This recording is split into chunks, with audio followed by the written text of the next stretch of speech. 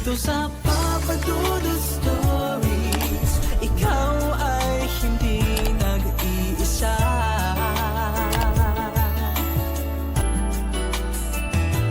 Dito sa Papa Dudu Stories, may nagmamahal sa'yo.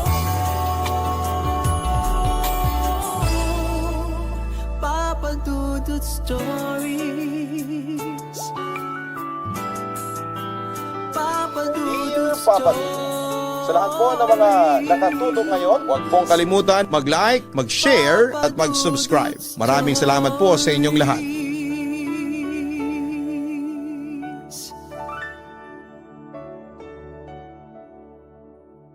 May mga bagay na wala tayong kontrol sa buhay. Isa na rito ay kung sino ang magiging mga magulang natin o ang mga opinyon ng ibang tao sa atin. Ikaw, kapuso, paano mo haharapin ang katotohanan kung malaman mo na isa ka palang lihim na bunga ng pagkakasala? Dear Papa Dudut, ang pamilya raw ang una at huling taong pwede mong maasahan. Iiwang ka raw ng mga kaibigan, mga kasintahan pero never kang matitiis ng iyong mga kamag-anak. Ngunit kung ganon, ay paano na lamang pala ang kalagayan ng mga ulila na walang pamilya o ng mga ampon? Lalo pa siguro yung mga taong sa paningin ng lipunan ay bunga ng skandalo't kahihiyan. Magandang araw po sa inyo sa lahat ng ating mga kabarangay. Ako po si Lynette, 30 years old at nakatira sa Marikina City. Pamilyado na po ako, may 2 anak at masasabi ko na sa kabila ng ating mga dinadanas ngayon dahil sa quarantine at pandemya ay medyo maayos at stable naman po ang aking pamilya. Meron po kaming franchise food business ng aking asawa at sa awa ng Diyos ay may extra pa rin kami kahit na papaano para maitulong sa mga kababayan nating nangangailangan ngayon. Ngunit kung ano man ang kaalwanan at stability na naranasan namin ng pamilya ko ngayon, ay kabaligtaran po ng naging karanasan ko noong bata pa ako. Stowaway po kasi ako, Papa Dudut. Pinanganak at lumaki po ako sa Bacolod, ngunit noong 17 years old po ako ay naglayas ako sa amin at nagpa-Maynila. Kaya kung ano man ang tinatamasa ko ngayon, ay masasabi ko po na bunga ang lahat ng ito ng aking sariling tapang at pagsisikap.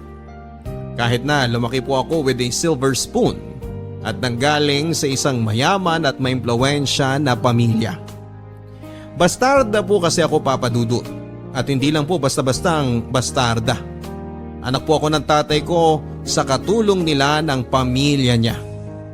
At nalaman ko lang po yun noong 17 years old ako. Kaya naman sa loob din ng 17 years ay wala akong kaalam-alam na bunga pala ako ng isang skandalo at kahihiyang itinago ng mga taong nasa paligid ko at sa loob ng mahabang panahon.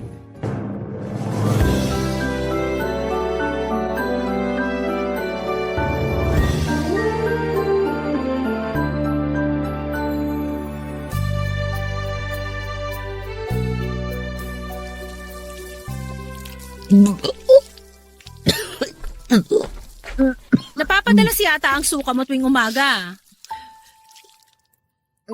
May nakain lang po ako, ma'am. May nakain? Abay, ano ba yung nakain mo? Bakit hindi mo pa yan ipatingin sa doktor? Wag na po. Mawawala din po siguro ito. Hindi. Mamayang hapon sasamahan kita sa doktor. Wag na po, ma'am. Bakit? Ayaw mo? Marami pa po kasi akong gagawin dito sa bahay. Amo mo ako. Ako na nga nagsabi na pwede ka mag-break ngayong hapon at ako pa mismo ang sasama sa'yo sa doktor dahil concerned ako sa'yo eh. Wag na po, ma'am. Okay lang po ako. Bakit? Natatakot ka bang malaman ko? Nabuntis ka? Po? Hindi po ako buntis. Saan niyo naman po nakuha yung... Bakit ka namutla bigla? Huling-huli ka na dyan sa reaksyon mo. Hindi po ako buntis, ma'am. Kahit na magmaluwag na damit ka pa araw-araw, mapapansin ko yung tiyan mo dahil buntis din ako. Alam na alam ko ang sintomas ng pagiging buntis. Hindi po, ma'am. Ilang buwan na yan? 4? 5? Sinong tatay niyan? Ma'am, hindi po ako buntis. Maniwala po kayo. Si Anton ba? Hindi po. Sino? Yung tatay ni Anton? O si Mang Ambo na 60 anyos na? Silang tatlo lang naman ang mga lalaki dito sa bahay na to Ma'am, hindi po talaga. Ano bang sigawan dito? Oh, bakit umiiyak si Cora? Umamin ka na, Anton! Umamin na kayo! Ano ba yan, Christina? Na naman ba tayo? Alam ko naman na naglalandian kayo Yung mga tinginan nyo, akala nyo hindi ko napapansin? Ewan ko sa'yo. Tigilan mo na si Cora, Tigilan, huwag mo akong talikuran! Yan ang problema sa'yo Kapag kinukumpronta ka na, palagi mo akong sinashutdown! Palagi kang umiiwas! Dahil walang katotohanan yung mga sinasabi mo. Ganon! Halika, tingnan mo to! Ma'am, ano pong ginagawa niyo? Tingnan mo kung gaano kalaki ang tiyan ng haliparot na to! Ma'am, tama na po. Ano ba, Christina? Para ka na nabubuang! Dahil ginagawa niyo akong tanga! Bakit hindi pa kayo umamin? Alam naman ang lahat ng tao dito Nahahalata na ng lahat na kinakabit mo tong katulong natin! At hindi ko na kayang magpanggap na wala ko napapansin! Dugo! Inudugo kayo, ma'am! Mga hayop kayo! Calm down, Christina. Christina, everything's gonna be okay. Hayop kayo! Cora, sabihin mo kay Mang Ambo, ihanda sa sakyan! Nakunan po ang legal na asawa ng aking ama na si Anton. At dahil din po sa nangyari ay nalantad na rin po ang katotohanan na nabuntis ng ama ko ang katulong nila ng pamilya niya na si Cora. Pero hindi po siya na ipaglaban ng tatay ko dahil katulong nga lang nila ito. At dahil nga po sa nangyari ay naging malaking iskandalo po sa immediate family ng tatay ko ang pagkabuntis niya sa katulong nila. Sa katunayan ay binalak pa nga po nila akong ipa-abort. Kaya lang ay hindi talaga pumayag ang nanay kong si Cora na malalim din ang takot sa Diyos. Bilang kapalit ay kinumbinsi na lamang po ng mga magulang ng tatay ko at ni Christina na kunin ako at palabasing tunay na anak ni na Anton at Christina upang makaiwas po sila sa kahihiyan. At bilang pangumpromiso ay nakiusap po ang nanay kong si Cora na hindi siya tanggalin sa trabaho para rin maalagaan niya ako kahit na papaano. Pareho po kasing maimpluwensya ang pamilya ng tatay ko at ni Christina sa probinsya. Sa katunayan ay nagbabalak pa po noon na tumakbo bilang board member ang tatay ni Christina. Kaya naman maski siya ay wala na ring nagawa ng ipuwersa sa kanila ng mga magulang nila na itago ang skandalo sa pamamaraan ng pag-ampun sa akin at pagpapalabas sa ibang tao na ako ang ipinagbuntis niya. At 2 taon matapos po akong isinilang ay nabuntis pong muli si Christina. Nagsilang siya ng isang lalaki si JR na wala kong kalam-alam ay half brother ko lang pala.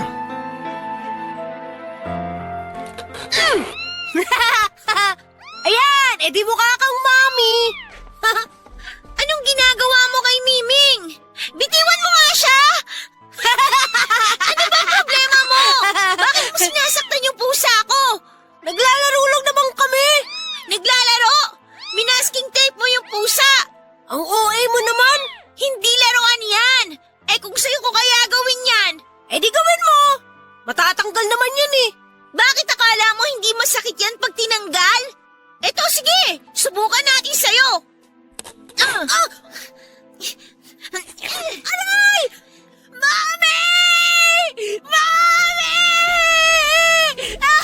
Anong nangyayari? Lynette! Ano ka ba? Nasisiraan ka na ba ng ulo? Ha? Tama na, Mami! Minasking tape niya kasi yung pusa ko Pinaparamdam ko lang sa kanya yung ginawa niya. Pinaparamdam? Sasaktan mo kapatid mo para lang dyan sa pusa mo na yan? Napaka-bobo mo!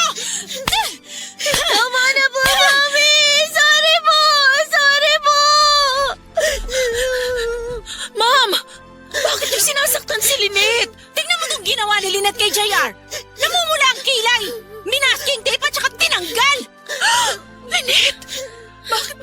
yun? Yaya! Yaya! Hindi ko naman po sinasadya.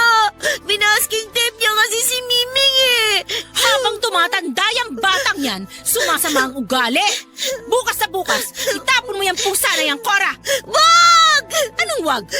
Magsisimulan pa ng away nyo yan. Bukas ayoko nang makita yung pusa na yan dito. At kahit na kailan, ayoko nang makakita ng mga alagang hayop dito. Be! Buti nga sa'yo! Ha? Buwisit ka talaga, JR! Ano ba? Sinabi ko nang tumigil ka na eh! Mama! Tama na! Tama na ho! Kinabukasan ay hindi ko na nga po nakita ang aking alagang kuting papadudot. Tandang-tanda ko, hindi po ako matigil sa kakaiyak noon. Napakasakit po sa dibdib ko dahil kuting lang po yun na galing kalsada at sumunod sa akin sa pag-uwi ko. Akala ko po'y na-rescue ko na siya, ayun pala'y ibabalik din siya sa kalsada. Medyo nahimasmasan lang po ako ng konti noon nang sinabi sa akin ni Nanay Cora na hindi naman daw niya itinapon ang kuting, kundi ay ibinigay daw niya sa kamag-anak nila para masigurong mapupunta ito sa mabubuting mga kamay. Sa totoo lang po papadudot, bata pa po ako ay may pakiramdam na akong ampon ako. Kahit na kamukhang kamukha ko po ang tatay ko. Bata pa kasi ako ay never ko na pong naramdaman na mahal ako ng itinuturing kong nanay na si Christina. Maski ang mga lolo at lola ko ay cold ang pakikitungo sa akin. At halatang may paborito po silang lahat. Si JR. Ang tatay ko naman po ay sala sa init, sala sa lamig. Kung minsan ay mabait sa akin pero madalas ay pakiramdam ko'y napakalayo niya sa akin. At sa loob po ng mahabang panahon ay binagabag ako kung ano ba ang mali sa akin. Inisip ko kung ano ba ang pagkukulang ko. Masipag ako mag-aral, may itsura naman ako, masunuri naman ako. Iniisip ko noon ay baka dahil babae kasi ako at mas pinapapaboran nila si JR dahil siya ay lalaki. Yun pala ay mas malalim ang kadahilanan at higit sa lahat ay wala naman pala akong kasalanan. Sa loob ng mahabang panahon ay si Nanay Cora lamang ang pakiramdam ko'y kakampi ko sa bahay na yon. At may mga araw na iniisip ko na sana'y siya na lamang ang naging nanay ko. Wala akong kaalam-alam na yon pala ang totoo. Barangay Love Stories. Barangay Love Stories. Ang mga Kapuso shows mapapanood at mapapakinggan din abroad via GMA Pinoy TV, GMA Live TV at GMA News TV channels. Para mag-subscribe, visit www.gmapinoytv.com. Follow us also at GMA Pinoy TV on Facebook, Twitter, Instagram, YouTube, Viber, and TikTok for the latest updates on Kapuso programs, artists, events, promos, and more. Salamat, Kapuso! Barangay Love Stories. Barangay Love Stories. Noong 16 years old po ako sa kasamaang palad ay na-stroke po si Nanay Cora at hindi na niya naigalaw ang kalahati ng katawan niya. Dahil sa mga nangyari ay pina-early retirement na po siya ng mga lolo at lola ko. Sobrang lungkot ko po noon, papadudot. Mula pagkabata hanggang 16 years old ako ay si Nanay Cora na ang nagpalaki at umaruga sa akin. At ang tanging naging kakampi ko sa bahay na yon. Pero ano nga ba naman ang magagawa ko? Tadhana na ang may kagustuhan noon. At nang sinundo si Nanay Cora ng kanyang nakababatang kapatid na lalaki ay grabe po ang iyakan naming dalawa. Kaya naman kahit na may kalayuan ang bahay ng kapatid ni Nanay Cora sa bahay namin, ay dinadayo ko po ito isang beses sa isang linggo. Pareho na pong patay ang mga magulang ni Nanay Cora. At ang kapatid naman po niya ay may sariling pamilya na.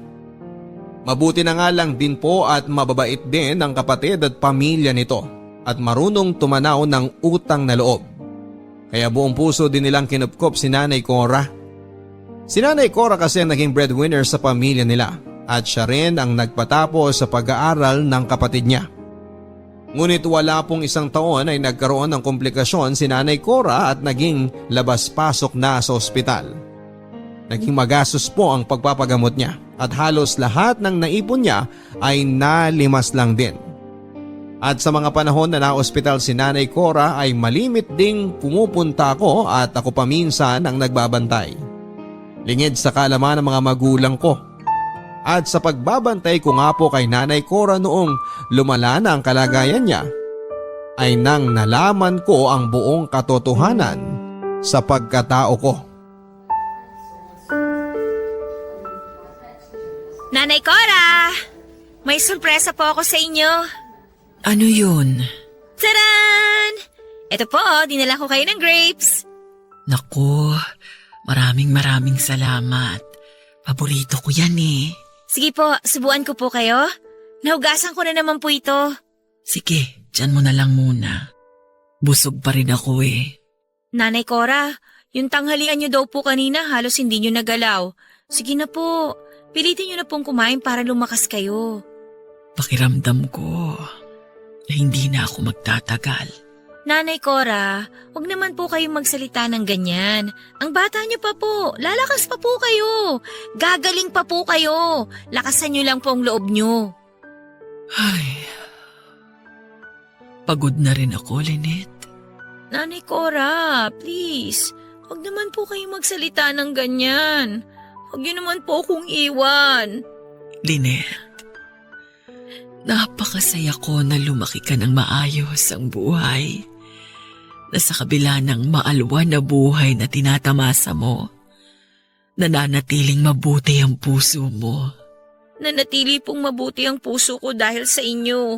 Dahil kayo po ang nagpalaki sa akin at kayo lang po ang tanging naging kakampi ko. Please po, Nanay Cora, lakasan niyo po yung loob niyo. Gagaling pa po kayo. Lynette, may malaking kasalanan ako sa'yo. Po? Ano pong kasalanan? Lynette, anak. Ano po yun, Nanay Cora? Tuwang-tuwa ako kapag tinatawag mo akong Nanay Cora. Siyempre naman po, dahil mas itinuring ko po kayong nanay kesa sa mami ko. Lynette, ako ang tunay na nanay mo. Po? Patawarin mo ako, Lynette. Naipit ako nung mga panahong yun. At hangad ko rin ay ang maging maayos ang kinabukasan mo. Pero kahit na kinuha ka nila sa akin, hindi ako pumayag na magkalayo tayo. Ipinaglaban kita. Kaya pumayag sila na manatili ako bilang katulong sa bahay ninyo. Para pwede pa rin akong magnanay-nanayan sa iyo. Ano po? Hindi ko po maintindihan. Hindi ko tunay na magulang sina Mami at Daddy. Pinaampun niyo lang po ako sa kanila. Lynette, ang daddy mo, totoong ama mo. At ako naman, ang totoong nanay mo. Po! Nagkaroon kami ng sikretong relasyon ni Anton bago pa sila nagkakilala ni Christina. Minahal ko siya ng higit pa sa sarili ko. Pero hindi niya ako ipinaglaban. Nabuntis niya ako. Patawarin mo ako, Lynette, kung inilihim ko ito ng matagal na panahon sa'yo. Hindi. Hindi po ako naniniwala. Lynette, anak. Aalis na po muna ako. Pasensya na po kayo. Lynette!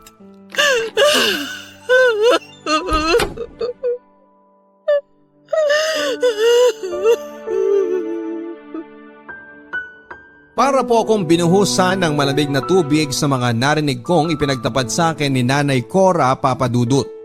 Sa sobrang shock po ay umalis po ako kaagad ng ospital at naglakad-lakad kung saan-saan na parang tuliro sa kakaisip.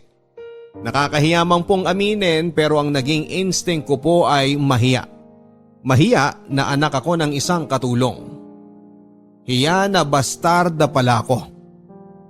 Hindi ko po alam kung paano ko ipoproseso ang impormasyong yon, kaya't nilihim ko po muna kina Mami at Daddy ang sinabi sa akin ni Nanay Cora. At the same time, matapos pong sabihin sa akin yon ni Nanay Cora ay bigla pong nagswak ang lahat sa utak ko. Kung anak niya nga ako, ayun palang dahilan kung bakit never kong na-feel na minahal ako ng mga magulang ko at mga lolo at lola ko. Hindi pala yon guni-guni, may pinanggagalingan pala. At higit sa lahat ay may dahilan pala kung bakit mas malapit ang loob ko kay Nanay Cora dahil siya pala ang tunay na ina ko. Ngunit matapos ang ilang araw ay nakatanggap po ako ng tawag mula sa kapatid ni Nanay Cora. Pumanaw na raw po siya. At isa po yun sa pinakamabigat na pinagsisihan ko, Papa Dudut. Ang hindi man lamang ako nakapagpaalam sa kanya bago siya namatay. Ang hindi ko man lang naiparamdam sa kanya na pinapatawad ko na siya kung kinakailangan niyang gawin ang pagpapaampon sa akin noon. Ang hindi ko man lang naipaalam sa kanya na tinatanggap ko siya kahit pakatulong lamang siya ng mga kinilala kong magulang. At sa kabila noon ay mahal na mahal ko siya. Daddy, Mami, pwede ko po ba kayo makausap? Tungkol saan? Tungkol po kay Nanay Cora.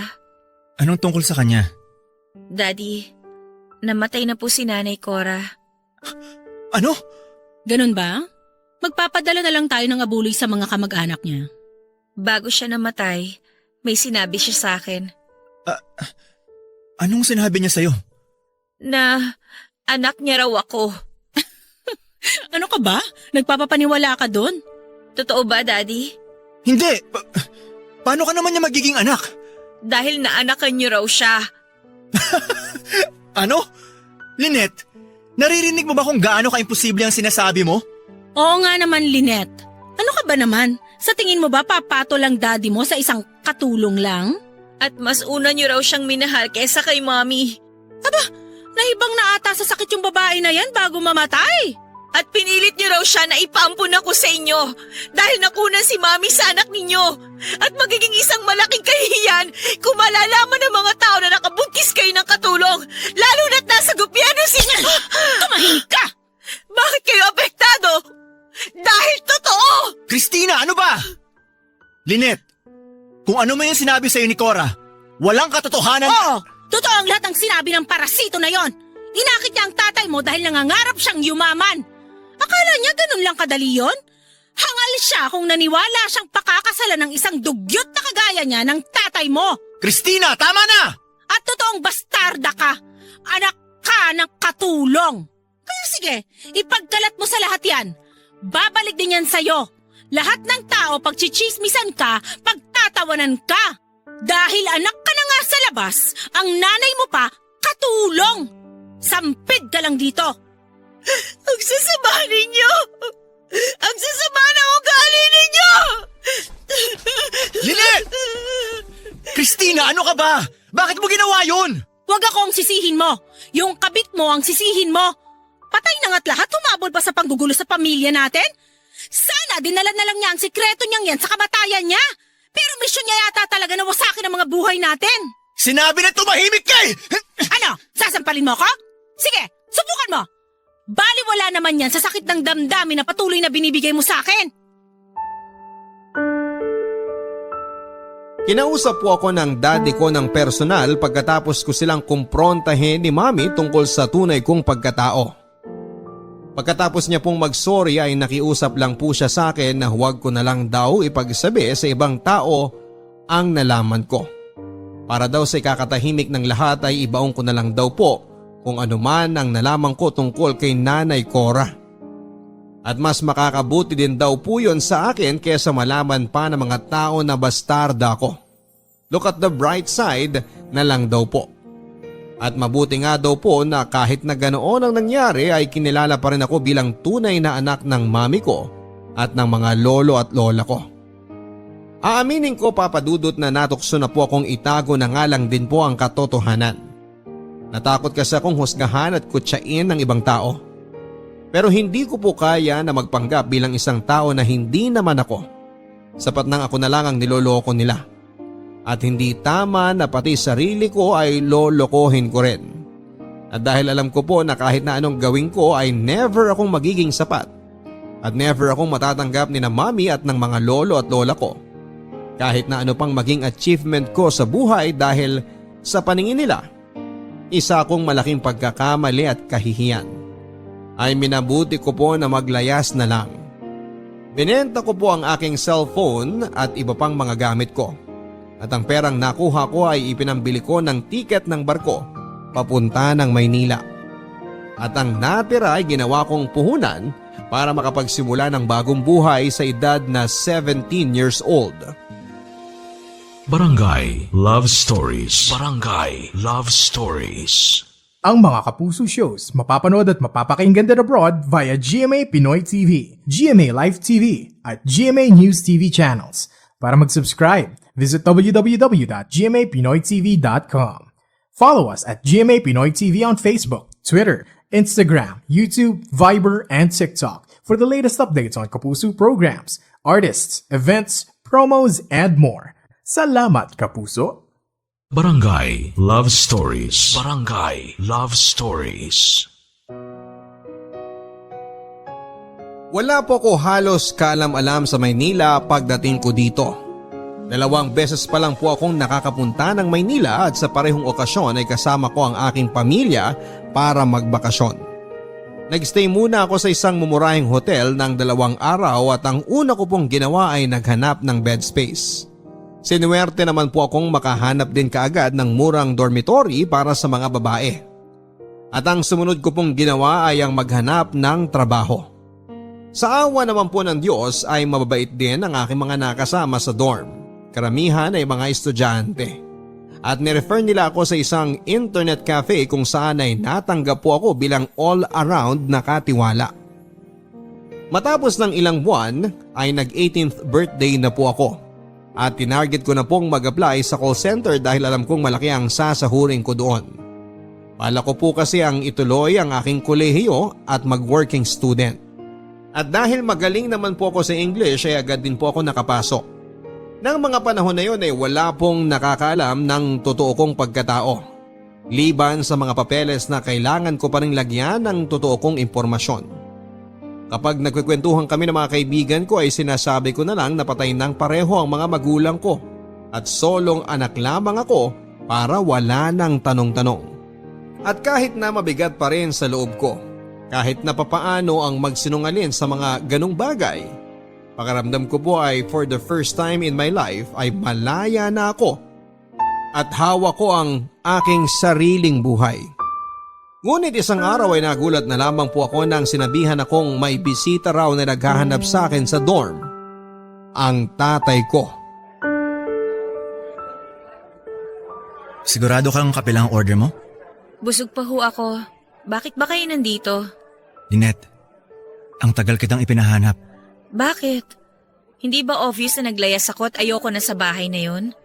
Lynette, hindi naman kita pipilitin na bumalik sa atin. Ang sa akin lang, please keep in touch. Kahit na anong mangyari, ama mo pa rin ako. Hindi ko ho kailangan ng tulong ninyo. Lynette, please. Patawarin mo na ako. At huwag kayong mag-alala. Kung naparito kayo para siguraduhin na wala akong pinagsabihan ng lihim ninyo, huwag na kayong mabahala. At wala rin naman sigurong matinong tao na gugustuhin ipagkalat sa mga tao na bastarda at unwanted child siya. Lynette, hindi ako naparito para dyan. I was worried about you. Sobra ako nag-alala nung umalis ka. Hindi ako makatulog kakaisip kung napano ka. Hindi ako pinapatulog ng konsensya ko. Well, ngayon nakita niyo na nabuhay at maayos ako. Pwede na kayo makatulog na mahimbing. Isa pa, 18 years old na ako. Kaya legal na akong mabuhay ng mag-isa. Lynette, alam kong marami akong pagkakasala pero please, paniwalaan mo na hindi ka bunga ng pagkakamali, okay? Minahal ko ang nanay Cora mo. Binata pa ako noon. Ni hindi ko pa nga kilala si Christina, nagmamahalan na kami ni Cora. Walang kwenta ang pagmamahal na hindi kayang ipaglaban. Sinasabi niyong minahal niyo si Nanay Cora, pero ang pinakasalan niyo si Christina? Ni hindi niyo pa siya binigyan man lang ng respeto na itigil ng relasyon ninyo nung ginawa ninyong girlfriend si Christina. Ginawa niyo pang kabit si Nanay Cora! Patawarin mo ko. Na-imagine niyo ba yon kung gaano siguro yun kasakit sa kanya? At hindi lang siyang sinaktan ninyo eh. Maski si Christina. Pinaikot niyo silang dalawa dahil duwag kayo. Dahil sarili niyo lang iniisip niyo. Makasarili kayo. At dahil sa ginawa ninyo, ang daming nasaktan. Ang dami ninyong niloko. Pati ako. Patawarin mo ako, anak. Tama. Tama ang lahat na sinabi mo. Naduwag ako. At ngayon, huli na ang lahat. Please, Lynette. Bigyan mo naman ako ng isa pang pagkakataon para maging mas mabuting ama sa'yo. Hindi ko na ho kailangan ng tulong ninyo. Matanda na ako at may sarili na akong buhay. Lynette, anak. Please. Nagmamakaawa ako sa'yo. Parang awa mo na. Hayaan mo makabawi ako sa'yo. At kay Cora. Hindi. Tama lang yan na makonsensya kayo habang buhay. Salamat ho sa pagpunta dito. Alis na ako. May trabaho pa ako. Sumubok pa pong kumontak ang ama ko sa akin pero hindi ko na po ito pinansin. Sa katunayan, kapag birthday ko po o kaya'y Pasko ay nagpapadala po ito ng pagkain o regalo na palagi ko rin pong pinababalik at tinatanggihan. Ngunit kahit pala ilang beses ko po itong ipinababalik ay patuloy pa rin po ang pagdating ng mga regalo tuwing may okasyon. At maski nang makagraduate na po ako at lumipat na po ako ng apartment, nang mas nakaipon na ay natuntun pa rin po ako ng messenger ng ama ko. At syempre tinanggihan ko pa rin ang mga regalong galing sa kanya. Hanggang sa na-promote na nga po ako bilang team leader sa call center na pinagtatrabahuhan ko. Nagka-boyfriend and eventually ay nagpakasal na rin at nagkapamilya. Pero panay pa rin po ang dating ng mga regalo ng tatay ko tuwing may okasyon. At siguro ay dahil na rin sa messenger niya ay nagiging updated na rin siya sa mga nangyayari sa akin. At isang araw po ay nagulat na nga lang po ako nang dumating ang ama ko sa bahay namin. Pero hindi ko po siya pinapasok. At sinabi kong hindi ko ipapakita ang mga apo niya. Bagay na alam kong dinibdib niya ng husto. Hanggang sa isang araw ay kinontak po ako ng messenger ng ama ko na wala namang okasyon. Ibinalita nito na may stage 4 cancer na raw ang ama ko. At mukhang hindi na magtatagal pa. Huling-hiling daw nito ay magkausap kami sa huling pagkakataon at siguro'y lukso ng dugo na nga rin po papadudot o kundi may nakonsensya na rin po ako siguro kahit na papaano. Kaya't naisipan kong bumalik sa probinsya kasama ang pamilya ko and for the first time ay magkakaroon na kami ng totoong closure ng ama ko.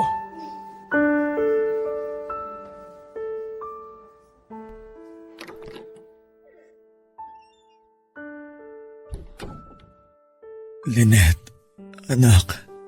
Daddy. Mami. Anong ginagawa mo rito? Christina, ako nagpatawag kay Lynette. Christina, maaari mo ba kaming munang iwan ni Lynette dito? Bakit? Gusto ko munang makausap ang anak ko. Bakit kailangan ko pang umalis?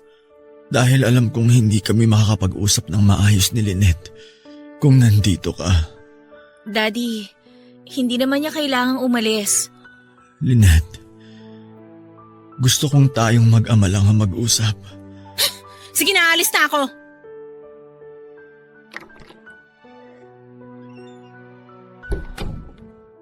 Bakit niyo pa ho pinaalis si Mami? Dahil ayaw kong marinig niya ang sasabihin ko.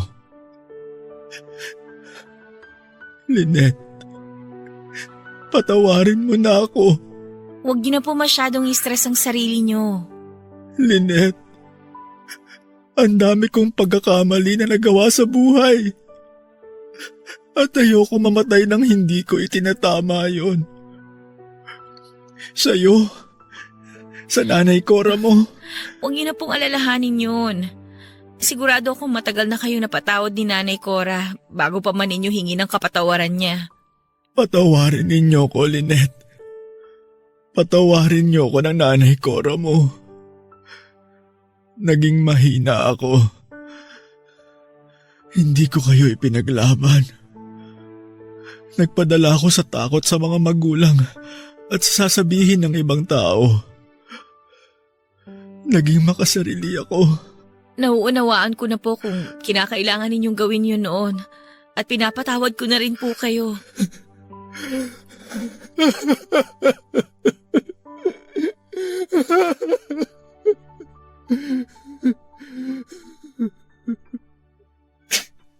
Maraming salamat, Lynette. Maraming salamat. Tahan na po. Huwag niyo na po masyadong i-stress ang katawan ninyo.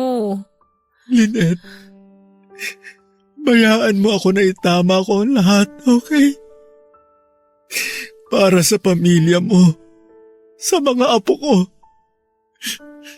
ang kalahati ng ari-arian ko, sa'yo ko ipapamana. No, ayoko po. Lynette, naisulat na namin yun ng abogado ko. Di akong magagalit si Christina, pero huwag ka magpapatinag sa kanya. Daddy, ayoko po ng pera ninyo. Kaya nga po ako umalis sa atin para mapatunayan ko na kaya kong mabuhay ng mag-isa nang hindi nakaasa sa yaman ninyo ni Mami. Lynette, alam ko naman yun. Pero please, this time, sana tanggapin mo na ang regalo ko sa huling pagkakataon. Parang hindi na po ma-stress pong lalo si Daddy ay sinabi ko na rin po na tatanggapin ko ang mana ko kahit na wala naman talaga akong balak na kunin yon. Isa pa ay alam ko rin pong magiging isang malaking issue sa mga kamag-anak ko kapag tinanggap ko ang pera. Lalo pat mulat sa pool ay sampid lang naman ang tingin nila sa akin. Kinagabihan ay sinama ko na rin po ang aking asawa at mga anak upang ipakilala kay Daddy at sa puntong yon ay si Christina na po mismo ang umalis ng kwarto. Kinabukasan ay pumanaw na rin po kaagad ang ama ko, Papa Dudut. At sa totoo lang po kahit na napakarami po akong hinanakit sa kanya ay bumuhos ang lahat ng luha ko. Kahit na pakiramdam ko ay matagal na rin naman akong nag-iisa. Sa puntong yun ay biglang nilunod po ako ng realidad na ulila na ako at patay na ang parehong taong naging dahilan ng pagkakasilang ko sa mundo. At kahit papaano ay nagpapasalamat ako at lumambot ako sa huling pagkakataon at nakipag-ayos sa ama ko bago siya lumisan. Sa halip na umuwi ay nagpasya po kami mag-asawa na magstay na lamang po muna kami ng pamilya ko sa probinsya hanggang sa lamay ng daddy ko. Ngunit unang gabi pa lamang po ng lamay ay hindi na maganda ang dinanas namin. Parang mga multo po kami doon, walang pumapansin na talagang ipinaramdam ng lahat. Lalo na si Christina na hindi kami welcome doon. Samantala ang ibang mga malalayong kamag-anak naman at mga kakilala ay tinitingnan kami at pinagchichismisan. At ang iba ay makikipag-usap lamang para mag-fish ng impormasyon kung bakit ako nawala at ano nga ba ang nangyari.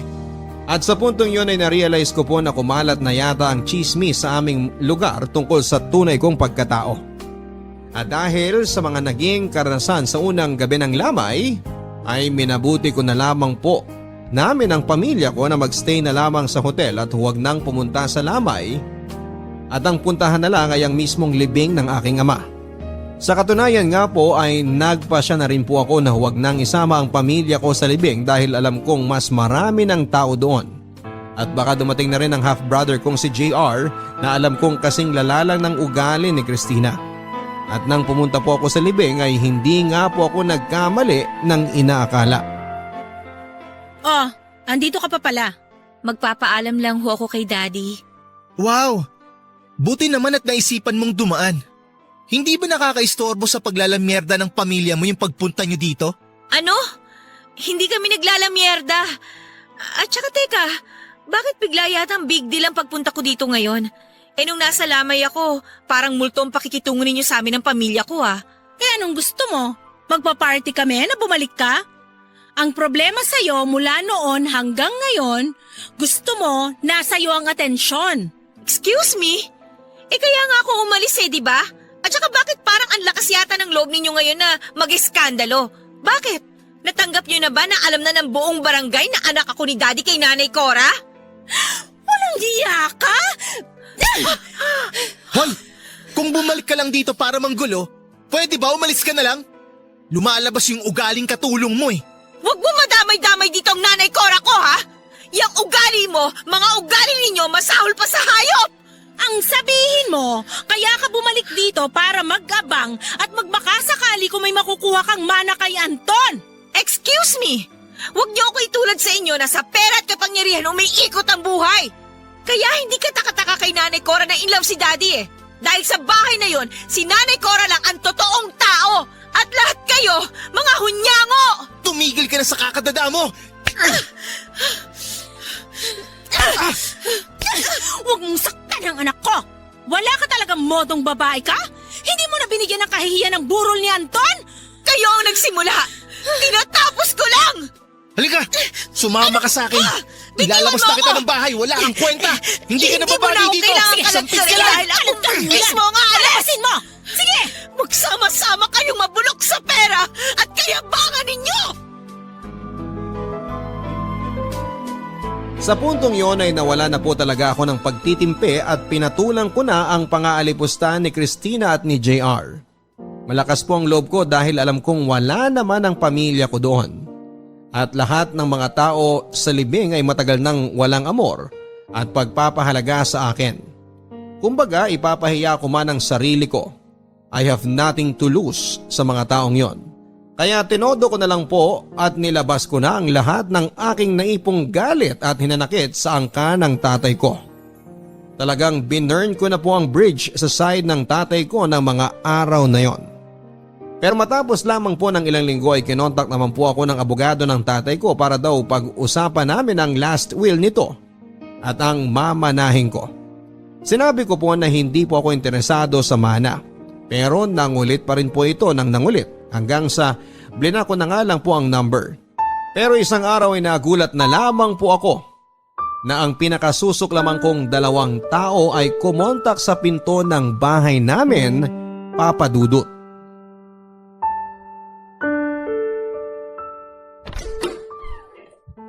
Anong ginagawa niyo rito? Magandang araw ho. Ma'am Lynette, pasensya na po sa abala kung nabigla kayo sa pagdating namin. Hindi kasi kayo sumasagot sa tawag at hindi namin kayo makontak. Kaya naisipan na ni na Ma'am Christina na kami na ang pumunta sa'yo. Hindi ba't sinabi ko na nga po na ayoko niyang mana na yan? Makakaalis na po kayo. Sandali! Ano ba? Tingnan mo tong taong to. Napakagaspang talaga ng ugali mo eh, no? Ang haba-haba ng binyahe namin, tapos pagsasarahan mo lang kami ng pinto? Sinabi ko bang pumunta kayo dito? Sinabi ko na naman dyan sa abogado ninyo na ayoko na ng mana na yan eh. Ma'am, hindi ho kasi ganun kadali yun. Kaya nga po kami nandito eh. Alam mo, huwag ka nang magpanggap. Alam namin na kaya mo pinuntahan si Anton habang naghihingalo ay para makakuha ka ng mana niya. Malamang nung kayong dalawa lang ang nag-usap sa kwarto, doon mo binilog-bilog ang utak niya. Huwag niyo akong pagbintangan ng mga gawain ninyo ha? Ilang beses ko bang uulitin na ayoko sa perang yan? Plastic! Napaka-plastic mo! Kunwari ka pang ayaw mo, alam mo naman na kapag nasa kasulatan na, mahirap nang mabago. Pwes, wala akong pakialam! Mabulok yung pera na yan! Umalis na kayo! Ma'am, teka lang. Ma'am Christina, Sir JR, huminahon po tayong lahat. Pag-usapan natin kung paanong gagawin natin dito. Napakawalang hiya mo! Basang-basa ko niyang ginagawa mo eh. Ginagantihan mo lang kami. In the first place, Mommy, napa-DNA test niyo ba tong peking anak ni Daddy? Baka naman mamaya anak lang yan sa kung sinong lalaki nung katulong natin. Ang kapal na mukha mo pagsalitaan si Nanay Cora ng ganyan? Tandaan mo ha, siya pa rin ang nagpalaki sa'yo. Wala akong pakialam. Sinira ng nanay mong katulong ang pamilya ko. At bakit? Sa tingin mo, hindi rin nasira ang buhay ko sa pagkakasala ng tatay natin? Sir, mga ma'am, pag-usapan natin ito ng maayos. Sige! Bilang ipinipilit nyo rin naman na gusto ko yung mana na yan, o pues, nagbago na ang isip ko. Kukunin ko na talaga yan at nang makuha nyo ang hinahanap nyo. Walang hiya ka talagang babae ka! Labas din ang tunay mo Sandali! ano! Sige, Mami! Huminahon na kayo. Sige! Sandali. Pakita ko dyan sa linet na yan! Ma'am, Talaga kita! Kapal na mukha niyan! Tigilan mo na ako ha! Kung ayaw mong kasuhan kita, Nasa bahay ko pa kayo! Trespassing kayo! Marami na akong perang pwedeng lustayin sa pagpapakulong sa'yo! Layas! Tinanggap ko po ang ipinamana sa akin ng ama ko, Papa Dudut. Sa totoo lang ay medyo malaki po talaga ang iniwan niya.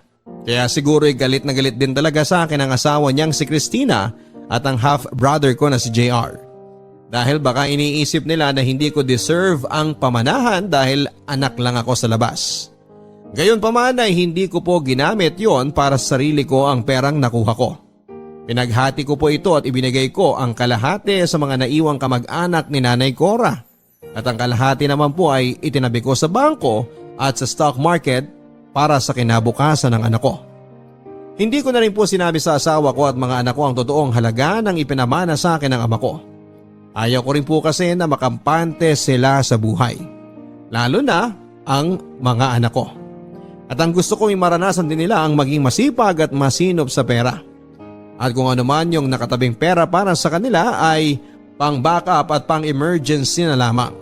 At kung hindi man ay ipapahawa ko sa kanila kapag alam kong disiplinado na sila para ma-manage ito ng maayos.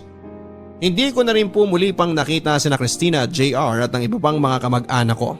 At ayoko na rin pong makita o makasalamuha pa silang muli. Kung ano man po ang iniisip nila sa akin ay bahala na sila doon. Ang mahalaga ay tahimik at maayos ang buhay ko nang hindi ako umaasa sa pera o impluwensya nila. At higit sa lahat ay may sarili na akong pamilya na maayos at nagmamahalan. Bagay na alam kong never nilang mararanasan at never nilang mabibili ng pera. Ang inyong forever ka barangay, Lynette. Fight or flight, tumakas o lumaban. Ang dalawang reaksyong iyan lang daw ang maaaring pagpilian ng isang taong may kinakaharap na pagsubok. Ngunit sa kaso ni Lynette ay ginawa niya ang dalawa. Tinakasan niya ang kanyang mapang-alipustang pamilya upang makapagsimulang muli at igiit ang kanyang puwang sa mundo at karapatan na mabuhay ng may dignidad at respeto sa sarili sa kabila ng kanyang pagiging bastarda at anak sa kasambahay. Maraming salamat, Lynette, sa iyong matapang na pagbabahagi ng iyong buhay. Naging masalimuot man ng iyong nakaraan ay talagang nakaka-inspire na hindi ka nawala ng loob at tinalikuran pa ang maluwang buhay na iyong nakasanayan. At bagkos ay ginamit mo ang iyong hinanakit sa pamilya mo bilang motivation para maabot mo ang payapa at masayang buhay na iyong pinapangarap. Higit sa lahat ay masaya ako na ngayon ay may sarili ka ng pamilya at maayos at tunay na nagmamahalan. Hanggang sa muli mga kapuso, ako po si Papa Dudut sa mga kwento ng pag-ibig, buhay at pag-asa. Dito sa Barangay Love Stories #1. Ang buhay ay mahiwaga, laging may lungkot at saya. Sa Papa Dudut Stories, laging may karamay ka. Mga problemang kaibigan, dito ay pakikinggan ka. Sa Papa Dudut Stories, kami ay iyong kasama. Dito sa Papa Dudut Stories, ikaw ay hindi nag-iisa.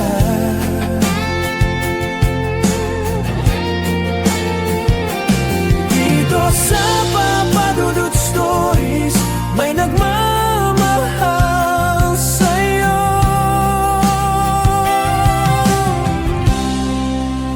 Papa Dudut Stories, Papa Dudut Stories, Papa Dudut Stories.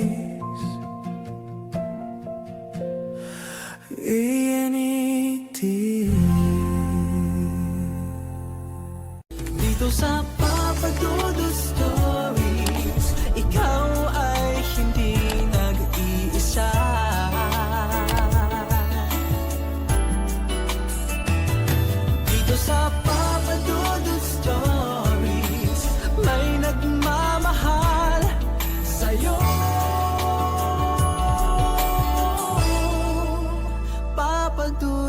Stories. Papa Dear Dudut Papa Dudut, sa lahat po ng mga nakatutok ngayon, huwag pong kalimutan mag-like, mag-share at mag-subscribe. Maraming salamat po sa inyong lahat.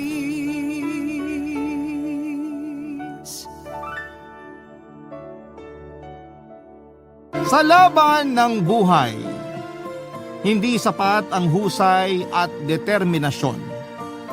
Mahalaga din ang maging patas anuman ang maging hamon para sa natatanging ambisyon. Ikaw kabarangay, anong kaya mong gawin para maisakatuparan ang matagal mo nang pinapangarap? Dear Papa Dudut, may mga tao na handang gawin ang makakaya nila, maabot lamang ang kanilang mga ambisyon. Pero hindi lahat ay nabibigyan ng pantay-pantay na oportunidad, kaya may iba na kailangan magdoble sika para matupad ang mga pangarap nila sa buhay. At isa na nga po ako sa mga taong hindi pinanganak na mayaman. Kaya naman nangako ako sa sarili ko na wala akong hindi kakayaning gawin para sa ikagiginhawa ng buhay ko. Magandang araw po, Papa Dudut, at sa mga libo-libo nating mga kapuso at kabarangay na kapwa ko ay solid sa pagtutok sa inyong number 1 na programa. Bukod kasi sa nanay ko na palagi nakikinig sa mga hinaing ko sa buhay, ay isa rin po ako sa mga nag-aabang sa programa ninyong Barangay Love Stories. Inaabangan ko rin yung mga payo ninyo tuwing natatapos po ang isang kwento. Yun din ang dahilan kaya naglakas loob akong sumulat sa inyong istasyon. Umaasa po ako na mabibigyan ninyo ako ng advice. Sana rin po ay makapagbigay ng aral ang mga kwentong ibabahagi ko. Tawagin niyo na naman po ako sa pangalang Michael, 26 years old at taga Quezon City. Nagja-job hunting pa po ako sa kasalukuyan, Papa Dudut. Nag-resign kasi ako sa first job ko sa opisina bilang sales coordinator dahil meron pong nangyari. At yun po ang ikakwento ko sa inyo. Hindi naman po yung tungkol sa kumpanyang pinanggalingan ko kundi sa dati kong katrabaho. Hindi ko na lamang po papangalanan yung kumpanya at kung saang lugar po ito. Nangyari po ang kwento ko 2 months ago. Natulong ko po sa maliit na tindahan ng mama ko na tinayo namin noong nakuha ko ang huling sahod ko. Doon po namin kinukuha yung panggastos namin sa araw-araw at pambayad na rin sa iba't ibang mga bills. Hindi naman po ako nagmamadaling makahanap ng panibagong trabaho at ang target ko sana ay work from home para naaalalayan ko pa rin ng mama ko. Siya na lang po kasi ang pamilyang meron ako simula nang iwan kami ni tatay para sumama sa ibang babae. Sa katunayan ay hindi siya ang tunay kong ina, Papa Dudut. Patay na po kasi ang biological mother ko at stepmother ko lamang siya. Pero parang tunay na anak na ang turing niya sa akin, Papa Dudut.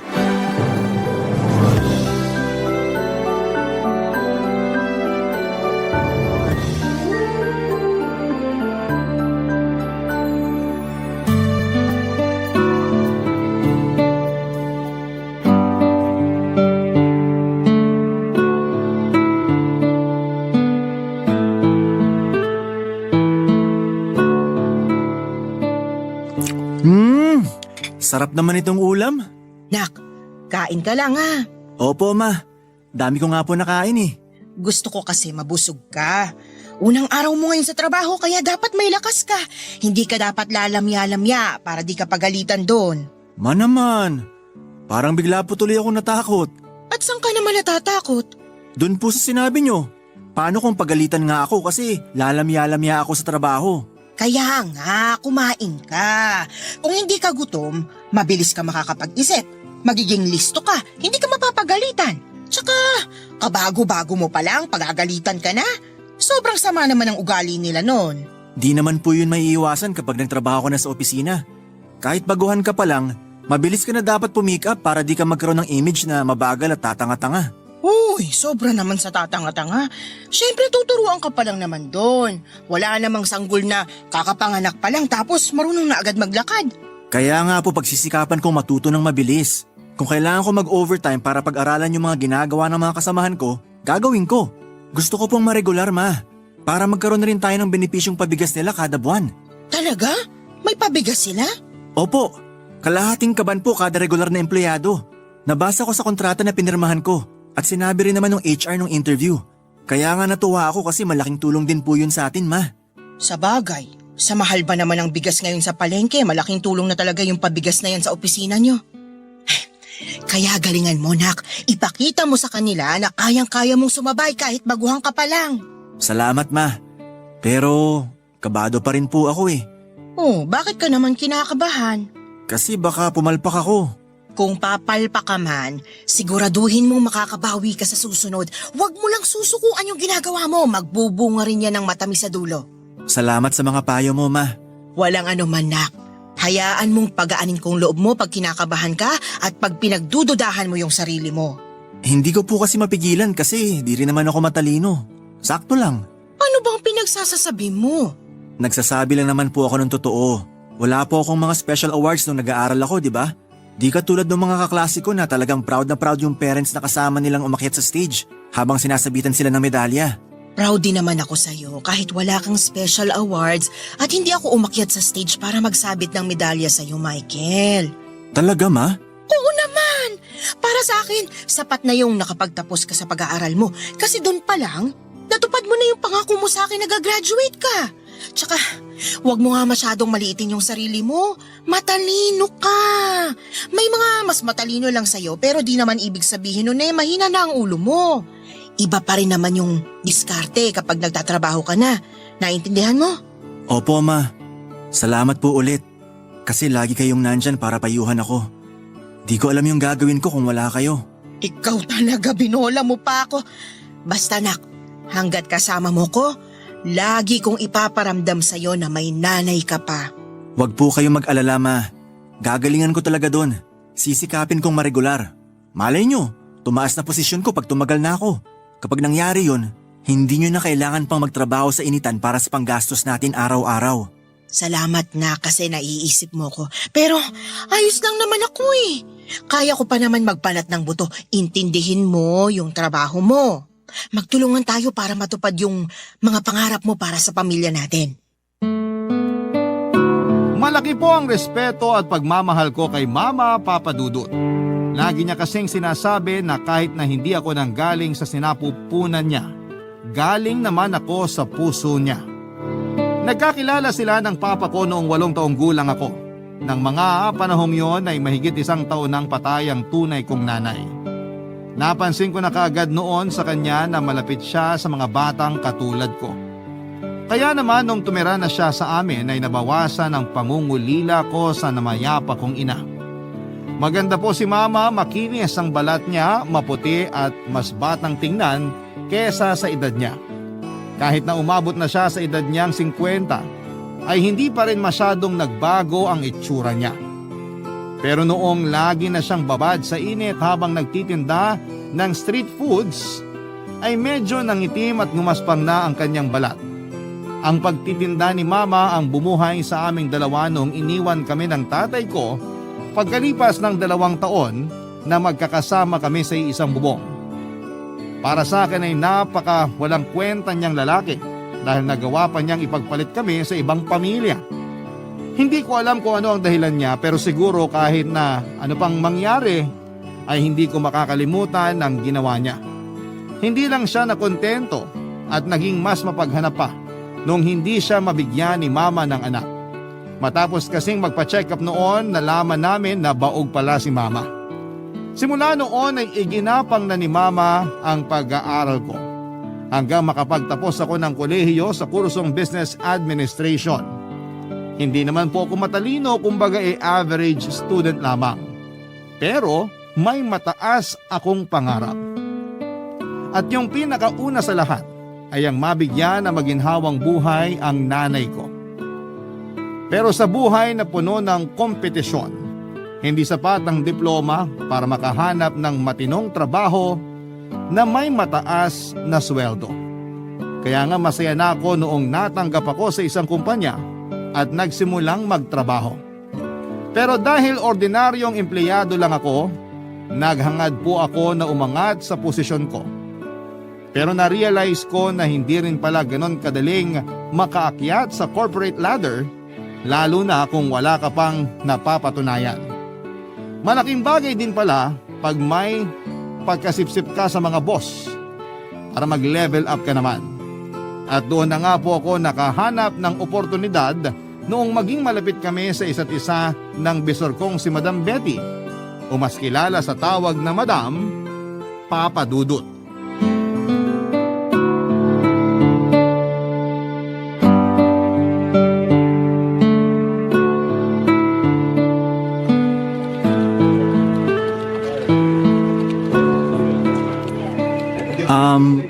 Good morning po, madam. Good morning din. Sino ka nga ba uli? Michael po yung pangalan ko. Taga sales department po ako. Coordinator po. Okay. Pasensya ka na, Michael. Alam mo naman 3 department yung hawak ko tapos ang dami ring bago kaya hindi ko na kinikilala isa-isa.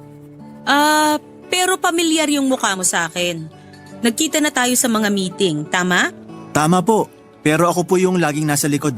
Ganun ba? Dapat pumunta rin kayong mga coordinator sa unahan para mas maging pamilyar kayo sa kalakaran ng trabaho natin. Madam, nakakahiya naman po kasi. Yung mga account executive po yung nakaupo lagi sa unahan kasi mas matataas sila sa amin. Hayaan mo, sa susunod na meeting, pauupuin ko sila sa likod. Pero ayos lang po ba yun? Oo naman. Ako naman supervisor nyo. Nga pala, anong kailangan mo sa akin? Ay, oo nga pala. May dala po akong sales report, yung pinapapasa nyo po. Eto po. Lagay mo na lang sa mesa ko. Salamat. Sige po. Alam mo, cute ka. Po? Sabi ko, cute ka. Kahawig mo yung panganay ko. Ilang taon ka na ba? 25 po. Kaka 25 ko lang po 2 months ago.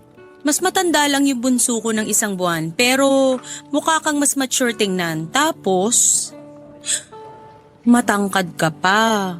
Siguro matangkad tatay mo. Opo. Ganun nga po. Sabi na yung ex-husband ko kasi kinulang sa height, kaya di masyadong matangkad mga anak ko. Pero okay na rin, nagmana naman sila sa akin ng talino. Nag-gym ka ba? Laki kasi ng muscles mo Laki rin ang katawan mo, pati yung muscles mo sa binti. Dati po. Pero sa mga bakal gym lang po. Kakilala ko kasi yung may-ari kaya nakakalibre ako. Wala naman po kasi akong pambayad sa mga mamahaling gym Kaso, ayun nga po. Lumipat na sila ng pwesto. Sa mas malayo na kaya di na ako nakakapagbuhat. Pero kung ako sa'yo, aalagaan ko yung katawan ko kasi maganda. Baka mapakinabangan ko. Ano pong ibig niyong sabihin? I mean, malay mo, may kumuha sa'yo para magmodelo. Papasa kang model ng mga panlalaking underwear sa mga brochure. Pag nangyari yun, wag mo akong kakalimutan ha? Parang imposible naman pong mangyari yun. Kasi wala naman akong kakilala na nagkatrabaho sa ganon. Tsaka bihira lang naman po akong lumabas pagkatapos ng trabaho. Kailangan ko po kasing tulungan yung mama ko sa mga paninda niyang fishball at mangga. Hindi lang pala maganda katawan mo. Masipag ka rin. Hanga ako sa'yo. Sigurado ako na dadalin mo sa trabaho natin yung sipag mo. Oo naman po. Kahit na baguhan pa lang po ako, pinapangako ko na magiging masipag ako. Ganyan nga. Yan yung mga gusto ko sa mga baguhan. Gigil sa trabaho. Sana naman hindi yan mawala kahit na matagal ka na rito. Yung iba kasi dyan, bumilang lang ng taon, patamad na ng patamad. Kaya hindi umaasenso. Hindi ko nakikitaan ng potensyal para i-promote sa mas mataas na posisyon. Kaya ikaw, Michael, ayusin mo. Para pag natuwa ako, pwede kong ilakad sa management natin yung promotion mo. Pwede po akong ma-promote kahit baguhan pa lang ako? Oo naman. Dito sa kumpanyang to, pantay-pantay tayo. Walang lamangan. Kahit baguhan ka pa lang. Sa edad na 49, isa lang ang masasabi ko kay Madam. Hot Mama. May 2 na siyang anak na halos kaedad ko lamang din pero hiwalay na siya sa asawa. Yon ang narinig ko sa mga kumakalat na kwento sa opisina namin tungkol sa kanya. Matagal na rin siya sa posisyon niya bilang supervisor, mahigit 30 years na rin. Bukod sa pagiging matalino ay sexy din siya, Papa Dudut. Maraming kalalakihan sa production at sa floor namin ang halos maglaway na sa kanya. Pero bibihira lang siyang gumiti at makihalubilo sa mga subordinate niya, Papa Dudut. Sabi ng ibang empleyado roon ay wala pang nakakahuli sa kiliti ni Madam. Pero may usap-usapan din na mahilig siya sa bata at may naging karelasyon na sa mga tauhan niya ng palihim. Hindi naman yon napatunayan, umalis na rin yung lalaking sangkot doon, siguro ay para na rin makaiwas sa gulo at kung ano pang mga issue. Pero hindi ko po yun masyadong inintindi dahil aminado akong nahulog na ako sa pagiging sweet sa akin ni Madam Betty. Pakiramdam ko ay mag-inang nag-aalaga sa akin. May inang nag-aalaga sa akin sa pinagtatrabahuhan ko. Napaka maasikaso kasi niya, bagay na hindi naman niya ginagawa sa iba, Papa Dudut. Minsan na rin niyang sinabi sa akin na espesyal ako sa kanya. At ang turing niya raw sa akin ng mga panahong yon ay isang baby boy. Isang baby boy para sa kanya. Barangay Love Stories. Barangay Love Stories. Sa paglipas ng mga araw, lalo kaming naging close ng bisor kong si Madam Betty, Papa Dudut. Hindi ko tuloy mapigilang isipin na may gusto siya sa akin dahil may mga pagkakataon na masyado na siyang maharot, Papa Dudut. Bilang isang lalaki, ramdam ko kapag interesado sa akin ang isang babae. Kaya naman sinamantala ko yung pagiging malapit namin ni Madam sa isa't isa para ma-promote ako sa trabaho. Balita ko kasi kapag nagustuhan niya ang subordinates niya ay nagpo-promote siya. Simula noon ay wala na akong ginawa kundi ang magpa-impress sa bisor ko para lalo niya akong pansinin at mas mahumaling pa siya sa akin. Kinabisado ko pa yung paborito niyang kape at pili talaga akong nagtatabi sa allowance ko para may pambili ako noon sa mamahaling coffee shop na lagi niyang ino-orderan. Dinadala ko yon sa opisina niya at sinasamahan pa ng note kung saan ay laging sinasabi ko kung gaano siya kaganda. Nasundan pa yon ng mga malalanding mensahe na sa tingin ko ay nagustuhan naman niya. Pero noong araw, nabigla na lang niya akong pinatawag sa opisina niya ay kinabahan ako ng husto, Papa Dudut.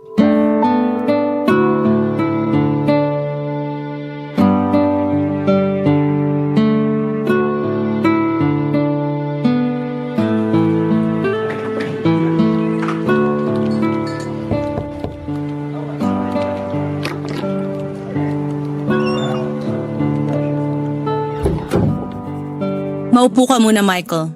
Medyo mahaba tong usapan natin. Sige po. Siguro naman may idea ka na kung bakit kita pinatawag, di ba? Hindi na ako magpapaligoy-ligoy pa. Pinatawag kita kasi gusto kong pag-usapan natin yung tungkol sa pagdadala mo ng kape sa akin tuwing umaga. Pag-iiwan ng notes na may malalanding message at pakikipaglapit mo sa akin. Alam mo ba na pinagbabawal yun sa kumpanya natin? Kasama yun sa code of conduct nating mga employee. Bawal na bawal ang pakikipaglandian sa mga boss. Pasensya na po kayo, Madam. Akala ko po kasi... Kung ginagawa mo yon para sumipsip sa akin at ma-promote ka, ngayon pa lang, tigil-tigilan mo na yon, Michael. Kasi kung hindi, sinasabi ko sa'yo, may kalalagyan ka. Hindi naman po sa ganon. Anong akala mo sa akin? Madadaan mo sa pakapi-kape mo at pag-iiwan ng mga ganong mensahe? Pasensya na po kayo, Madam. Akala ko po kasi ayos lang sa inyo. Kasi tinatanggap nyo naman yung kape. At wala naman kayong sinasabi. Well, hindi ko naman sinasabi sa'yo na hindi ko gusto yung ginagawa mo. Na-appreciate ko yon, pero sana tigilan mo na. Ayoko maging tampulan ng chismis sa opisinang to.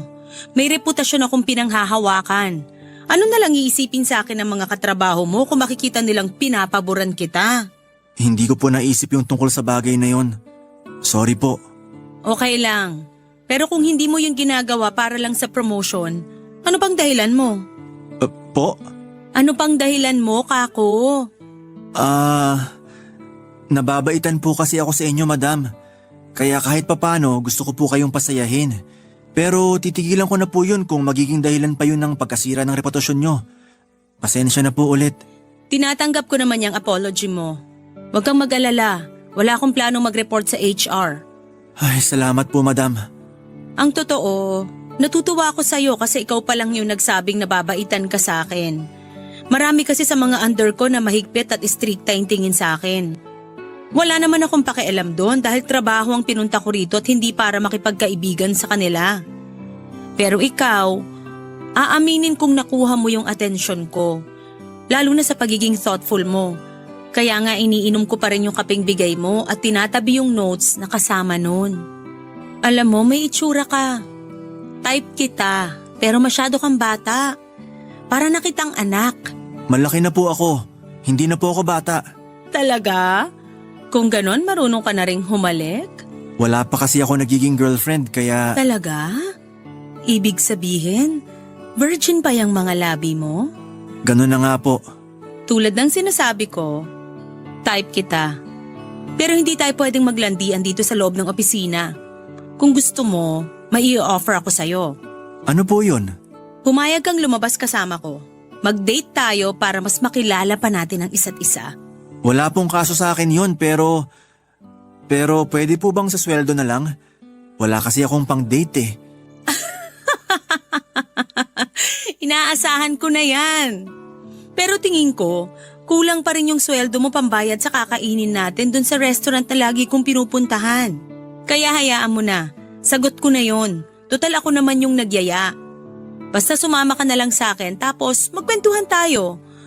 Kailangan ko rin kasi ng kaibigan na makakasama tuwing lumalabas ako. Wala na kasing time sa akin yung mga anak ko at wala naman akong minimit na ibang lalaki. Yun eh kung ayos lang sa'yo. Makakatanggi pa po ba ako niyan? Ayos na ayos po yun, madam. Good. Pero gusto lang kitang balaan ha. Huwag kang mafa-fall sa akin kasi hindi naman ako naghahanap ng karelasyon. Gusto ko lang talaga ng makakasama.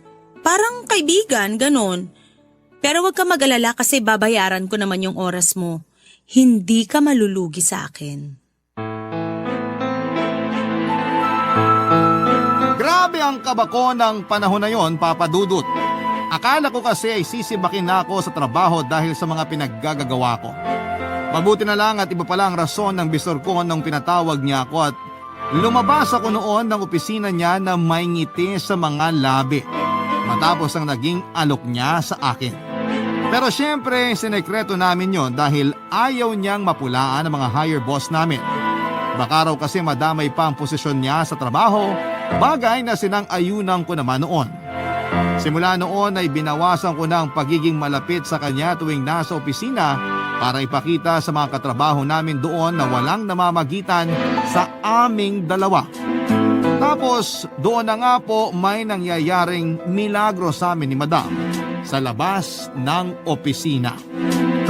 Palihim po kaming nagkikita para mag-date, Papa Dudut. Sinasama din niya ako sa mga lugar na lagi niyang pinupuntahan na noon ko pa lamang napuntahan sa tanang buhay ko. Madalas po yun sa mga mamahaling mall, restaurant at pasyalan. Binilhan niya rin po ako ng mga magagandang klase ng gamit tulad ng cellphone dahil lagi kong nirereklamo yung lumang modelo na ginagamit ko. Outdated na rin kasi yon, kaya may mga pagkakataon na naglalag at namamatay na lamang bigla, lalo na kapag tinatawagan. Hindi ko naman po kasi priority ang pagbili ng gadget ng panahong yon dahil kung hindi sapat ay kulang pa ang perang kinikita ko sa trabaho. Kaya laking pasasalamat ko nang dumating sa buhay ko si Madam Papa Dudut.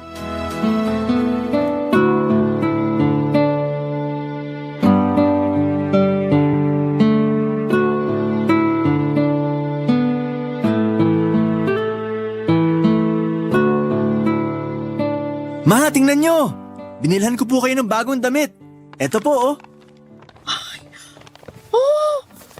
Wow! Ang ganda naman ito, Nak! Opo, bagay na bagay sa inyo. Pwede nyo isukat. Sige, pero… Hala, ang mahal naman pala nito. Tingnan mo nakalagay sa price tag. 700 pesos na agad tong blouse na to, Nak. Opo ma. Pero magandang klase naman po yung tela niyan, tsaka solid din pagkakatahi. Matibay. Tsaka tinan niyo yung brand. Hindi po basta-basta. Mamahalin. Oo nga, kaso… Kaso, nakakapanghinayang pa rin isuot kasi mahal. Tsaka isipin mo, yung 700 na pinambili mo nito, marami na sana tayong nabili para dito sa bahay. Okay lang po yun kasi meron naman po tayong pang-grocery. Ma, eto po. Ha? Kunin niyo na po. Sige na po, ma. Sige na nga. Tapos ito naman po yung para sa mga bills natin. At ito, para sa inyo, ma. Kunin niyo na po to. Meron pa para sa akin? Opo, ibili niyo na mga gusto niyo. Ang laki nito, nak! Halos 2,000 rin. May 3,000 pang pang-grocery at may pambayad na rin sa bills. Tapos, binilan mo pa ako ng mamahaling damit. Teka, sweldo niyo na ba? Hindi pa po. Sa komisyon po namin yan, ma. Ang laki naman ng komisyon niyo, nak. Pero ikaw, may natira pa ba para sa'yo? Meron pa po. Huwag niyo po ako alalahanin. Para po talaga yan sa inyo, ma. Kung tutuusin, maliit pa nga po yan eh. Anong maliit? Malaki na to, ano ka ba? Maliit pa po yan kumpara dun sa mga ginastos niyo sa pag-aaral ko. Hindi ko po yun mababayaran, ma. Hindi naman ako naniningil. Hindi rin ako nagkukwenta ng mga ginastos ko para sa'yo. Masaya ako habang nagtatrabaho kasi para sa'yo yun. Para sa pag-aaral at kinabukasan mo. Anak kita eh. Thank you, ma. Kasi tinuring niyo akong anak kahit hindi ako nanggaling sa inyo. Mahal kita. Hindi mo kailangang manggaling sa akin para ituring kitang tunay na anak. Mahal din po kita, ma. At pangako, gagawin ko po lahat para makabawi ako sa inyo. Magsisikap po ako para matupad natin yung mga pangarap natin. Tama naman na magsikap ka. Pero huwag mo masyadong i-pressure sarili mo. Tandaan mo, hindi naman masama kung magdadahan-dahan ka. Hindi mo kailangang magmadali kasi ikaw din yung mahihirapan. Tatandaan ko po yung mga sinabi niyo, ma. Oh, siya, sige. Mabuti pa kumain na tayo. Nagluto ako ng paborito mong sinigang na bangus. Wow! Talaga po? Oo naman. Nung isang araw mo pa inuungot yun eh. Kanina ko lang naalala. Kumain ka na marami ha. Humigop ka rin ng maraming sabaw. Man naman eh. 25 years old na po ako. Di na po ako bata. Kahit na umabot ka pa ng 30, hindi magbabago trato ko sa'yo.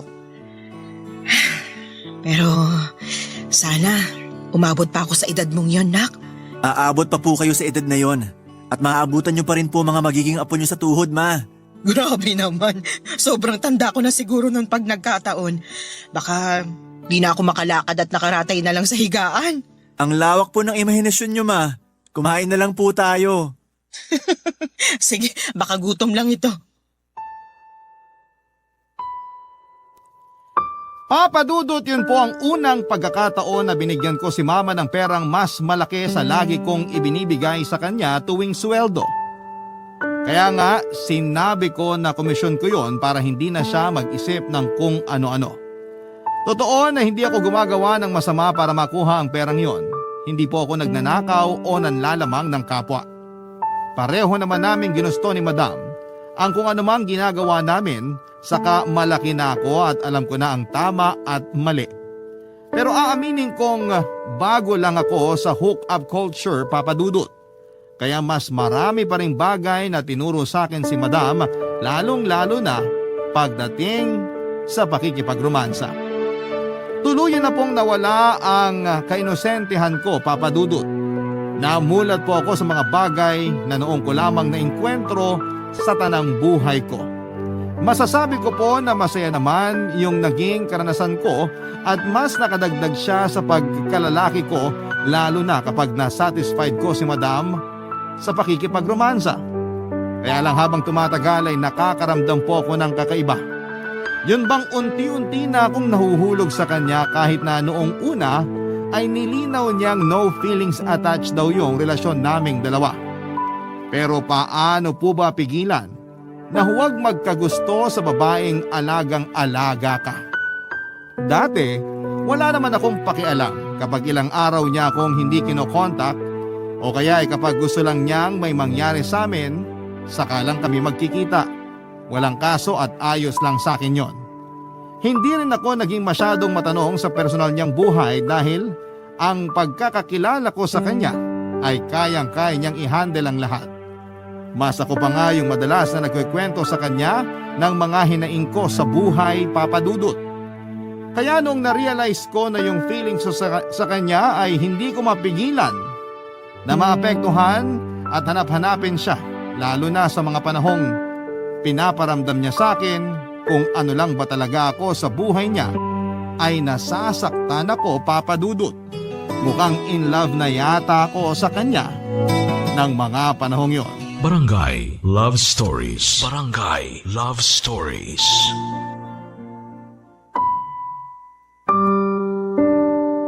Papa Dudut, sinubukan kong baliwalain ang nararamdaman ko para sa bisor ko dahil akala ko ay hindi pa naman yon gaanong kaseryoso at pwede ring mawala. Pero hindi po ganon ang nangyari dahil mas lalo pang lumalim yon. Umabot na yon sa puntong pinagseselosan ko na rin ang simpleng interaksyon niya sa mga kaopisina namin. Lalo na kung pakiramdam ko ay hindi lang yon simpleng usapin tungkol sa trabaho. Tapos lahat ng bagay tungkol sa kanya ay nakikialam na ako, Papa Dudut. Pati personal niyang buhay, kasama na ang mga anak at dati niyang kinakasama ay inuusisa ko na rin. Kaya madalas na niya akong kinakainisan. Simula noon ay naging malamig na po ang pakikitungo sa akin ni Madam. Hindi na niya ako madalas kinokontak, Papa Dudut. At kahit tuwing nagkikita kami sa opisina ay hindi na rin niya ako pinapansin tulad ng dati. Malamang ay busy na siya sa mga katrabaho kong lalaki na nakakuha ng atensyon niya. Hindi ko mapigilang magdamdam dahil sa mga nangyari, napaka-unfair kasi na parang basura na ang turing niya sa akin matapos niya akong gamitin at pakinabangan. Kaya nga isang araw ay hindi na ako nakatiis at kinumpronta ko na siya, Papa Dudut.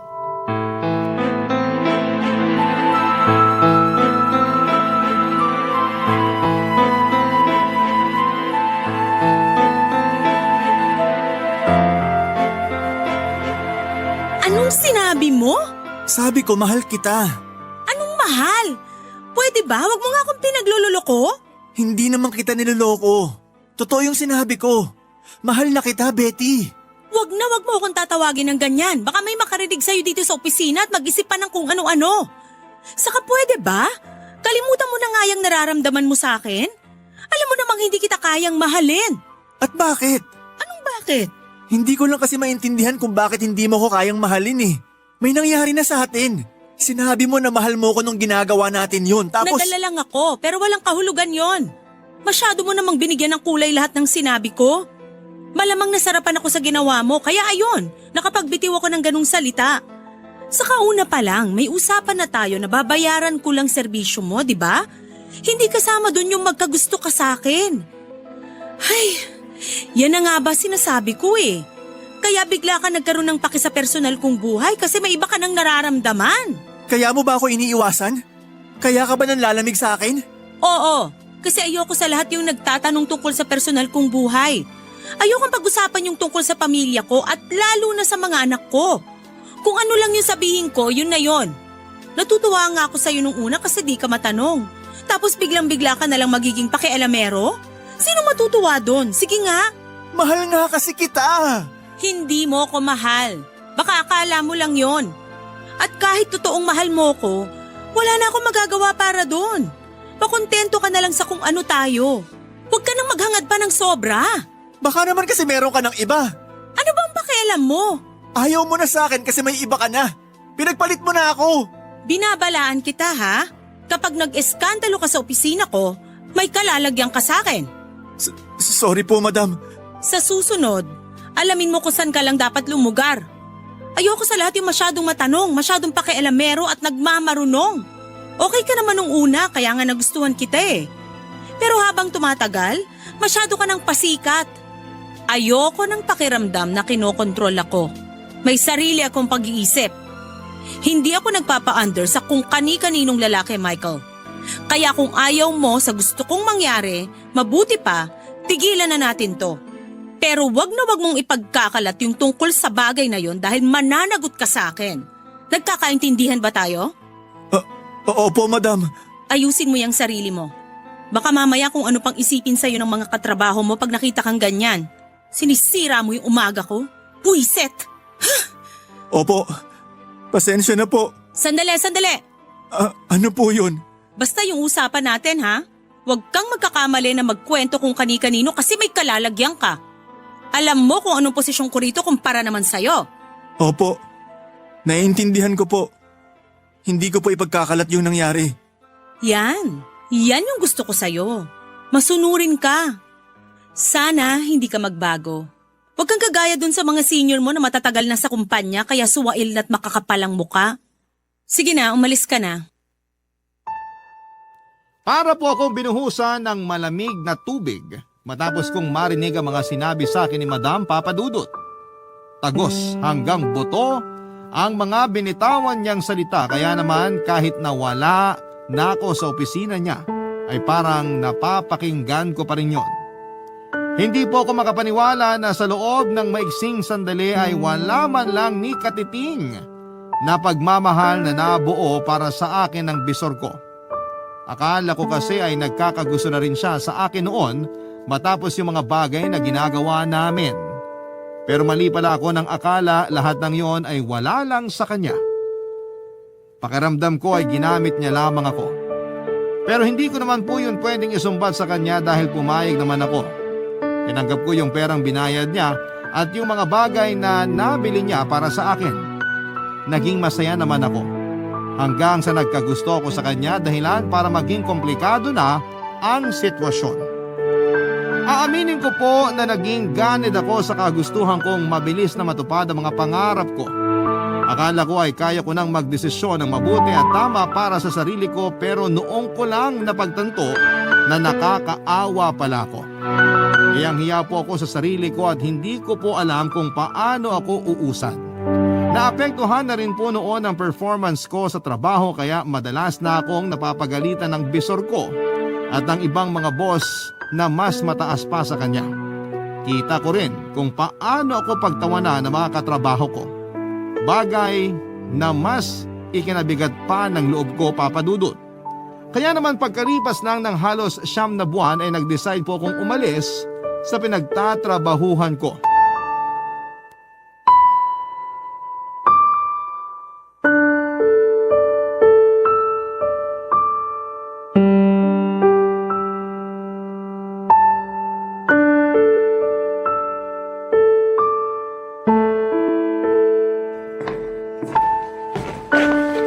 Nak, may sakit ka ba? Wala naman po, ma. Bakit niyo po natanong? Hindi mo kasi inubos yung hapunan na hinanda ko. Paborito mo pa naman yung ulam. Wala po kasi akong gana. Pasensya na po. Pero kumain ka lang kapag nagutom ka ha. Opo, ma. Salamat po. Hindi ka pa ba matutulog? Hindi pa po ako inaantok. Gusto mo, samahan muna kita rito sa sala? Hindi pa po ba kayo inaantok? Hindi pa, anak. Magkwentuhan muna tayo. Namimiss na rin kasi kita kausap eh. Sige, ma. Kumusta ka naman? Naghahanap pa rin po ng mapapasukang trabaho. Pansin ko nga. Maghapon kang nakatutok sa cellphone mo eh. Opo. Nagpapasa ako ng application online. Tapos naghihintay na lang ng appointment for interview. Kaso ilang araw na wala pa rin tumatawag kahit isa. Nawawalan na po ako ng pag-asa na makahanap ng trabaho. Huwag kang mawalan ng pag-asa. Napakaraming kumpanya na hiring dito sa Pilipinas, nak. Marami nga po pero hindi naman pasok sa hinahanap ko. Ay, napapressure po ako, ma. Hoy, ilang araw ka pa lang naman walang trabaho. Tsaka, hindi naman kita pinaghahanap agad, nak. Mas gusto ko nga na nandito ka muna sa bahay para may kasama ako. Gusto ko rin naman po yun, ma. Pero di ko lang po mapigilang malungkot. Basta, nak, tandaan mo, kahit gaano pa kahirap. Tsaka naniniwala ako na may mahahanap ka ring trabaho na gusto mo. Opo, ma. Salamat po. Walang anuman. Pero may hindi ka pa nasasabi sa akin. Hindi mo pa nakukwento yung dahilan kung bakit ka nag-resign sa dati mong trabaho. Ano ba kasing nangyari? Hindi ko pa po kayang ikwento sa inyo, ma. Pero wag po kayong mag-alala kasi hindi naman ako naagrabyado. Gusto ko na lang po talaga ng peace of mind kaya umalis na ako sa kumpanyang yun. Kung tungkol yun sa mga katrabaho mo, Wala namang masama sa ginawa mo. Hindi talaga lahat ng tao magugustuhan tayo kahit na ayos naman tayo sa kanila. Kung kayo yung nasa posisyon ko, anong gagawin nyo? Katulad ng ginawa mo. Aalis din ako kung wala na yung peace of mind. Pero syempre, may mga pagkakataon na kailangan mo ring tapangan ng loob mo. Kung ayaw sa'yo ng isang tao, huwag mo siyang pilitin na magustuhan ka. Katulad na lang sa trabaho. Pumasok ka lang para magtrabaho. Kung may makikipagkaibigan sa'yo doon, bonus na lang yun. Salamat po sa mga payo, Ma. Bata ka pa. Marami ka pang tao na makikilala. Magiging kaibigan mo sila, magiging malapit sila sa puso mo. Pero minsan, kailangan mong magpaalam sa kanila kasi hindi na sila pwedeng maging parte pa ng buhay mo. At ayos lang naman yun kasi umuusad tayo. Yan po ba yung mga bagay na natutuhan nyo sa buhay? Sa tinagal-tagal ko nang nabubuhay sa mundong ito, marami-rami na rin akong karanasan sa mga taong ganyan. Yun bang dumating, tapos nang iwan? Katulad po ni tatay? Oo, pero nakaraan na yun. Nakausad na ako kasi nandiyan ka naman. Ikaw yung hindi ko hinanap, pero kusa kang dumating. Kahit hindi kita tunay na anak, mahal kita. At nagpapasalamat ako sa Diyos na pinagkaloob ka niya sa akin. Ako rin, Ma. Nagpapasalamat din po ako sa Diyos kasi naging mama ko kayo. Kaya promise po, hindi ko kayo iiwanan.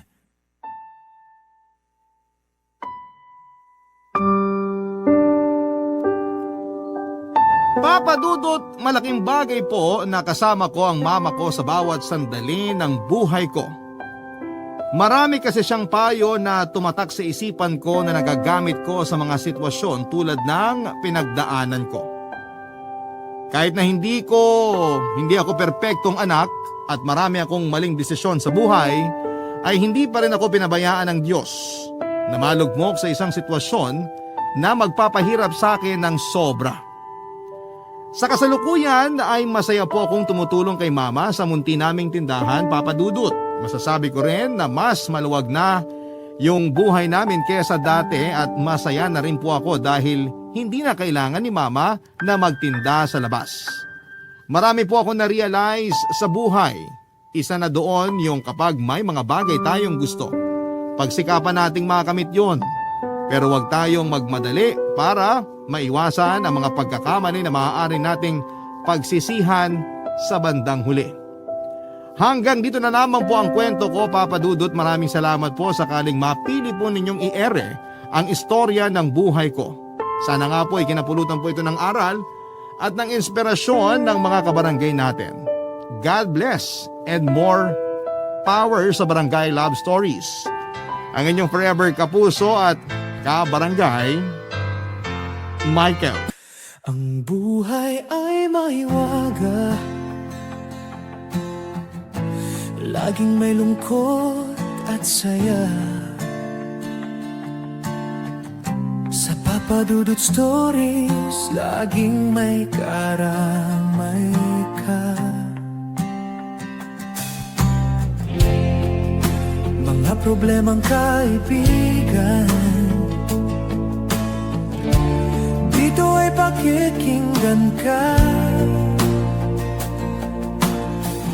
Sa Papa Dudut Stories, kami ay iyong kasama.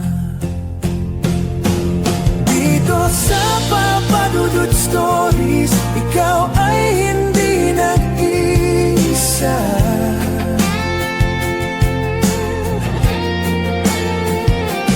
Dito sa Papa Dudut Stories, may nagmamahal sa'yo.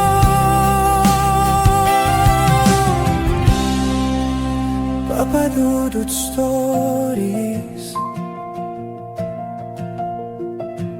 Papa Dudut Stories, Papa Dudut Stories.